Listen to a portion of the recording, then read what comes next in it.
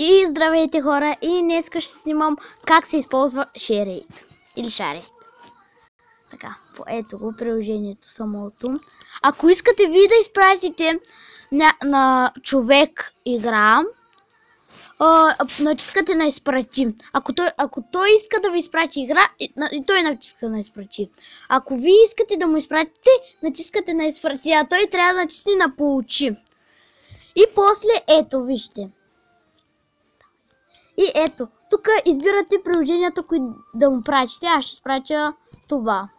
Тая игра, Head Soccer. И натискате. Тук може да махнете играта, която не искате.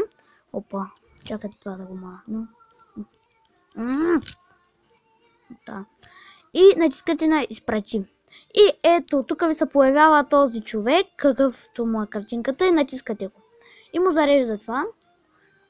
И ето, тук му се сваля играта на приятеля, който искате да изпрати. И това приложение не е с интернет.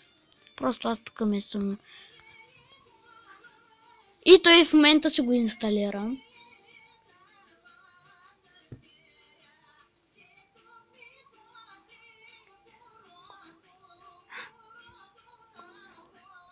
И ето, на него му се инсталира в момента. И сега ще покажа как да смените картинката или нещо, каквото искате.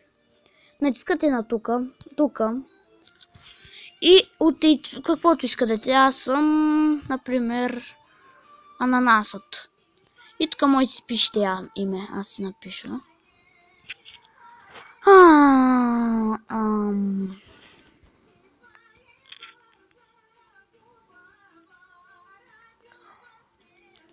И запис.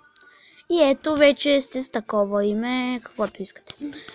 И това ще е от клипа и струшете лайк бутона.